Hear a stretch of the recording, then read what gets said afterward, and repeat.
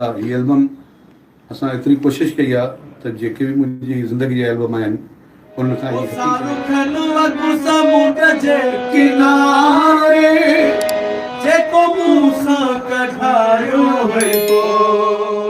अस्सलाम वालेकुम नाज़रीन आवां ॾिसी रहिया आहियो YouTube channel Sindhi TikTok video. त अॼु जो टॉपिक आहे मुमताज़ मल्हाई जो नओं एल्बम जेको जल्दी रिलीज़ थी रहियो आहे। त उन लाइ उनजे एल्बम जी मुकमल तयारी थी चुकी आहे। मुकमल ऑडियो वीडियो जेको आहे सो रिकॉर्ड थी चुका आहिनि कलाम ऐं हुन जी तव्हां हिकु झलक शुरूआत में ॾिठी ऐं तव्हांखे ॿी झलक तव्हांखे आख़िर में ॾेखारींदासीं। त वीडियो खे आख़िर ताईं ॾिसंदा रहंदा। त हिन जी जेका म्यूज़िक की आहे उहा आहे सर इरफान समूह कई आहे। त ऐं हुनजी शाइरी में तव्हांखे काफ़ी पुराणा शाइर नज़र ईंदा जंहिंमें ज़मा ख़ाशकेलिया ऐं वहीद अकड़ो साहब, हुन खां अलावा सागर शाह। त इहो ई अॼु जी वीडियो में त कयां त तव्हांखे वीडियो पसंदि आई हूंदी।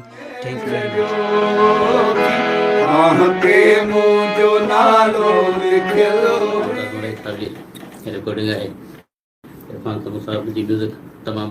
अस्सलाम वालेकुम यारी महिरबानी दोस्तों जी। त हीअ असांजो कमु जो अलहमदिल्ला ऑडियो लैब स्टूडियो में उस्ताद इरफान समूह जी म्यूज़िक में मुंहिंजो हली रहियो आहे। इंशाल्लाह हीअ एल्बम असां एतिरी कोशिशि कई आहे त जेके बि मुंहिंजी ज़िंदगी जा एल्बम आहिनि उन खां ई हटी करे थोरो म्यूज़िक जी दुनिया पंहिंजूं कंपोज़िशन हर शइ पंहिंजी, काई कापी न हूंदी, काई पे राइड न हूंदी, का नकुल न हूंदी, बिल्कुलु ओरिजिनल म्यूज़िक